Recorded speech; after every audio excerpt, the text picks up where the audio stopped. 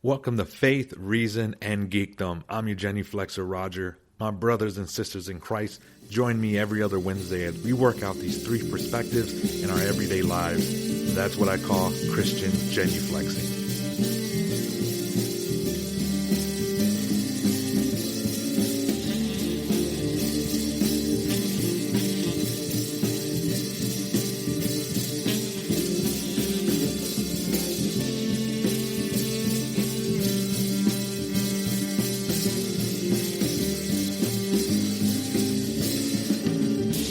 Welcome back, everybody. This is the show, Faith, Reason, and Geekdom, where we hit the three perspectives.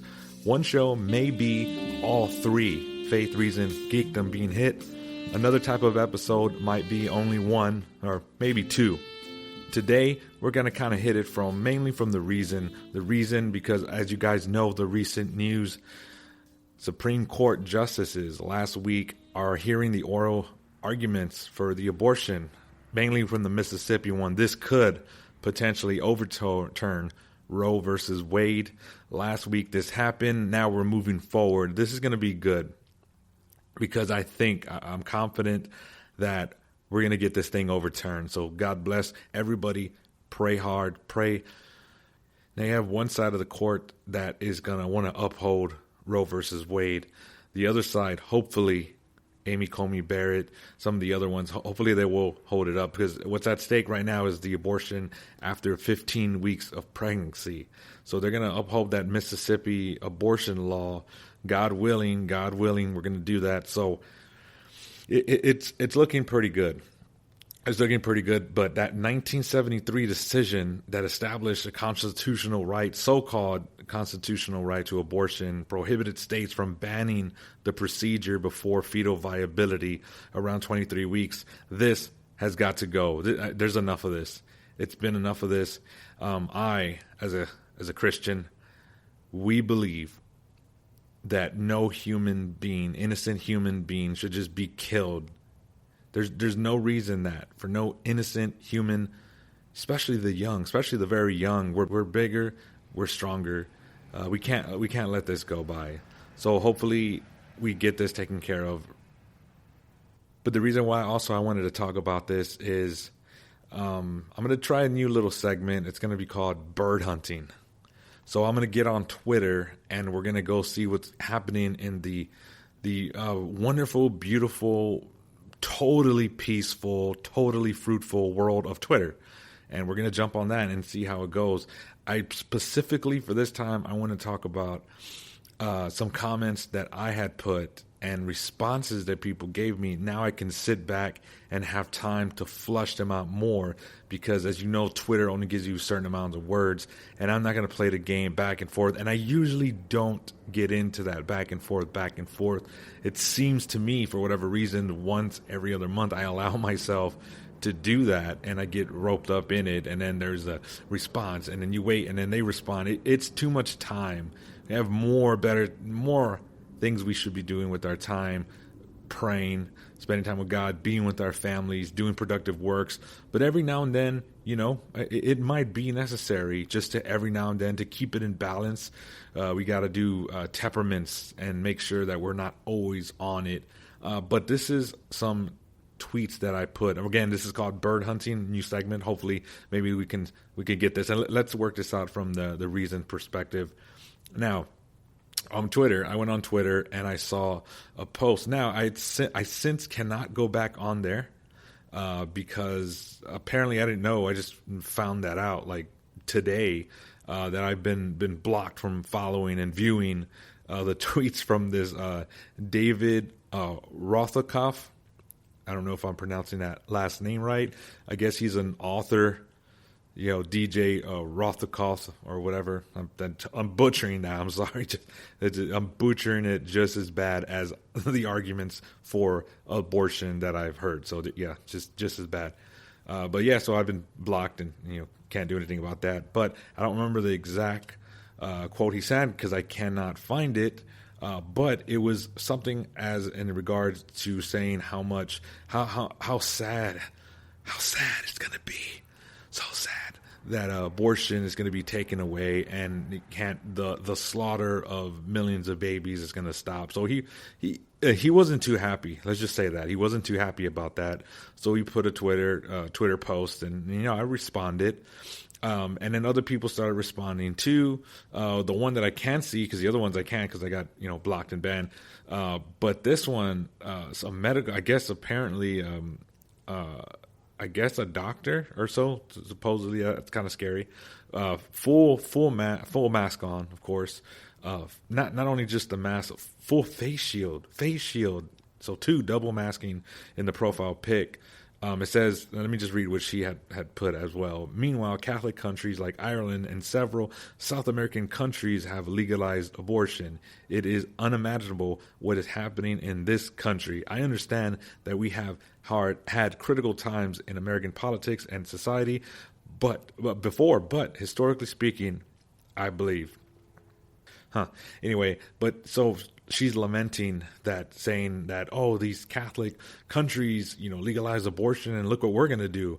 Hopefully, again, God willing. So I guess she's very mad at that. So that's what prompted me to also respond, because, Catholics, I'm not too sure. I'm just going to take an educated guess and say she must identify as Catholic, because she's specifically saying Catholic countries. So that's what leads me to believe that. So I just, put a little response, and it just said, let me read you my tweet.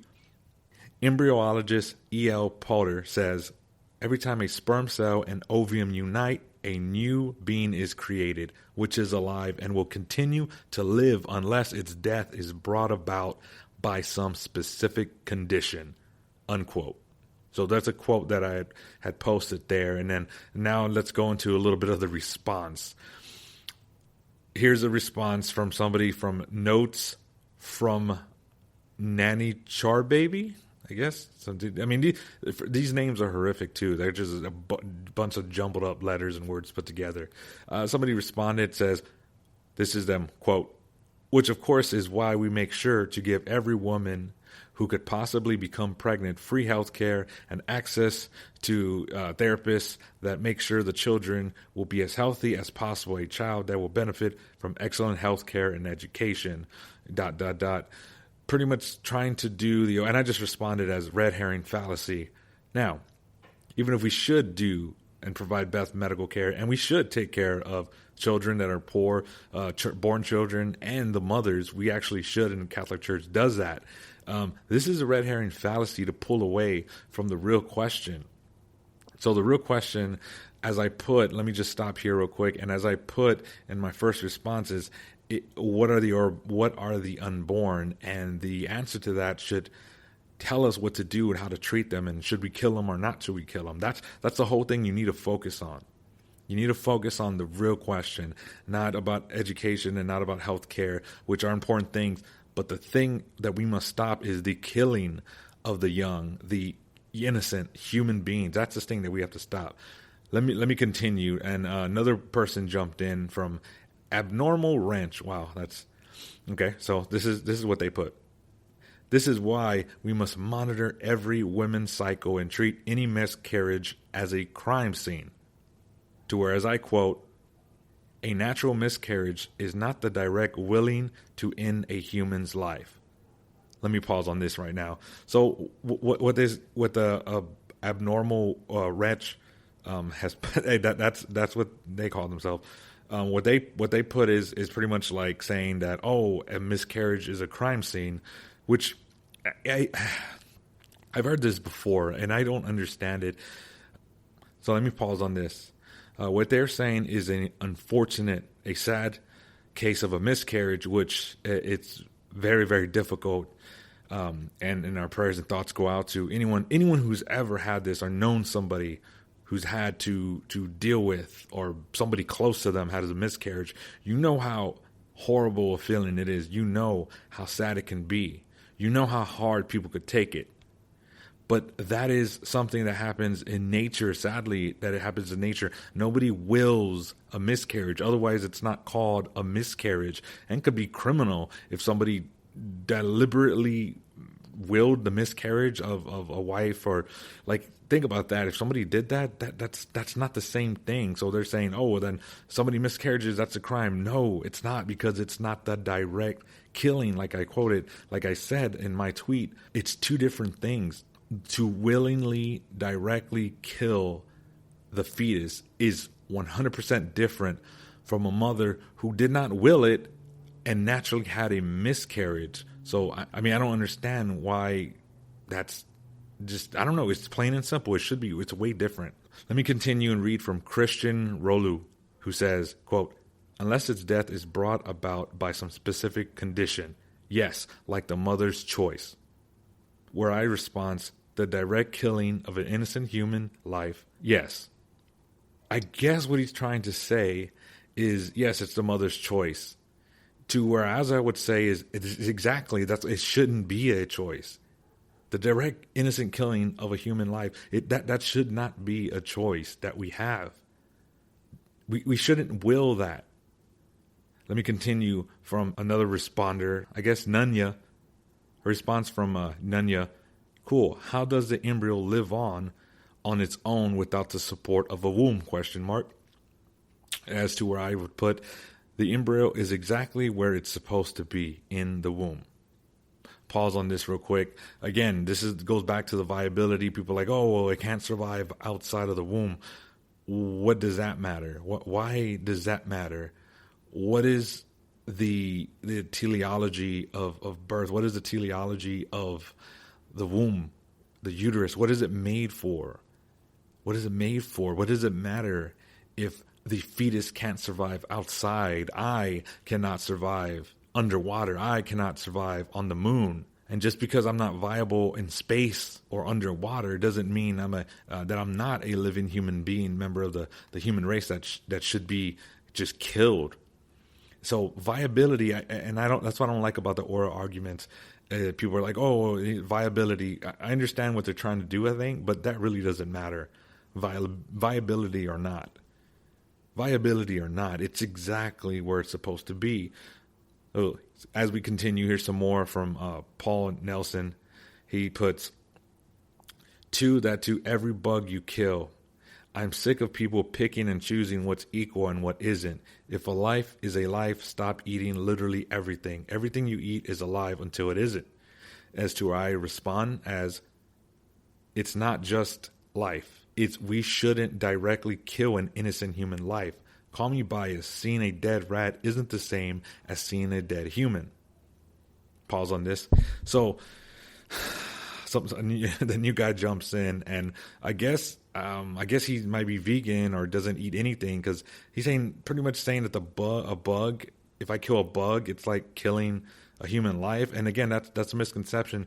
When we say pro-life, that doesn't mean that every single, a bug, a fly, a rat that you kill, oh my God, we must protect no. It's the innocent, unborn human life, the human life. I'm not saying tit for tat a life. Otherwise, I wouldn't be able to kill flies. You know, like I wouldn't be able to do any of that. And he's telling me, to stop eating literally everything. This is a straw man fallacy. Straw man fallacy to try to say my position should be against every single death of a living thing. Anything that have life, which is again just ridiculous. Ridiculous is getting away from the real argument. Very ridiculous. I'm not too sure why people would say this argument. So the main focus of this, I just wanted to tweet, and there's more, but I'm not going to go into all of them. But I just kind of wanted to focus on these real quick. It's just, there is a bias. Yes, I am biased for human life. You can call me biased. I don't mind. I'm not going to get offended. You're not going to hurt my feelings if saying I care about a human's dead body more than an animal's dead body or insect's dead body. Yes, I am very biased, guilty as charged. But this argument is so irrational. I wonder if this guy, if he doesn't stop eat anything that's alive, so plants, salad, this is just a genocide of vegetables together. Like I don't get this argument, and it's one of the. I mean, there's many worse ones. I don't know, many worse ones. But they're just saying that I can't eat nothing because I'm for life. That's not true. Self-defense, I'm for self-defense. If somebody breaks in your home, you stop them and you kill them in the process. That's self-defense. I'm not saying I'm not a pacifist. Where the pro-life movement shouldn't be categorized as absolute a pacifist, that we don't kill anything ever that's living, including a bug, as this person says. A bug is what he thinks of when he thinks of the unborn. I find that very, very disturbing. I find that extremely disturbing. Let me go on. Continue. This one, the Scorp report. He jumps in. Everybody jumping in randomly and says he says this: your opinion is to put a woman's life and health risks, as well as taking away her rights because of your strong belief in a guy who walked on water and turned water into alcohol. Believe in what you want, but keep out of educated people's business. To where I reply, first, principle double effect. In the rare case of life, do the thing that will save the woman. An abortion isn't needed. 2, I never brought up religion. We shouldn't kill an innocent human life, period. 3, I could also say keep your belief out of educated people's business. And then Paul Nelson jumps in, feels the need to come in, fly in, and save the day again with his wonderful arguments. And he says, quote, human life isn't viable up to a certain point. Yes, you are bringing religion in it. You use religion to decide when a life is a life. Also, what life is worth more than another. Human life is no more important than animals in the universe unless you bring religion into it. And I respond with, it's science what a fetus is, LOL. Double effect. Philosophy, look into it. Still haven't brought up religion. You seem to have a hard-on for that, though. Maybe that might have been a tad bit uncharitable. So maybe I can admit that, as where he responds to, it's science that says when viable. I brought up religion once. It is religion thinks this world is here for humans. You are using religion as well with other factors, but religion is still part of it. Humans aren't more important. Without the rest, we wouldn't exist. To where I quote, am I viable underwater or space? The unborn are in their natural environments, and just because I don't put humans and animals on equal level doesn't mean I don't respect and take care of animals. Location and development shouldn't get the unborn killed. The argument that the guy, again, one of the guys was making is that it's a religion thing. As one of the other guys, a Scorp report says, based on a strong belief that guys that walk on water. Again, he's just, taking pop shots. And even though I never once brought up religion, you just, throwing it in there. Of course, also, faith, reason, and geekdom. So I guess he's just assuming, he would seem correct that I would believe in God and the Bible. But my arguments don't have that in there at all. None of my arguments I made ever brought religion into it. It's about human life and when should we kill it. Also talks about the woman's life and health risk. It's extremely, extremely rare. And when that happens, as Catholic teachings and would show us the principle of double effect is you do the thing that takes care of it. For example, if there's cancer, a very dangerous cancer must be treated, then you make that decision and you treat the cancer. The unintended effect will be the fetus probably will die, may not, but probably it will die. But you didn't will it. You're not willing, that's the key. You're not willing the direct killing of the fetus. You are aggressively attacking the cancer. And in other cases with the fallopian tube, something goes wrong, you can do that. So I might give them a little bit of pass because a lot of people don't realize that. But they should, and ignorance is not, it's not going to be an excuse in getting off. So I explained that, and of course the other guy, Paul, jumps in here and says, again with the viability. Again, it doesn't, and again he says with, what life is more than the other? Human life is no more important than animals in this universe. Wow. I hope that guy never gets a job as like a bus driver or like a party planner or a kid's Chuck E. Cheese coordinator or anything that has the public. From his views on human life, I mean, that's pretty bleak, and I reject exactly what he's saying. I reject everything he's saying. And then we talked about science, of course, and he says, oh, well, it's science when it's viable. And that's, yeah, science could show when it's viable. But again, what does viability have to do with it? What does viability have to do with it? But I find it funny because the science is clear. When the fetus, they can know, is it alive? Science can show that. Of course it's alive. What's the DNA? What are the parents? Human. Of course it's a human. It's a member of Homo sapien. So we can clearly see when it's not like we know, like nobody knows. It's a secret. When does life begin? No, we know exactly if something is taking in energy, if nutrients, and it's growing and it's developing and it's alive. Guess what? It's alive. It is a life. Science is on our side. I find it funny that when making certain arguments about certain issues, well, people say, I just want the science.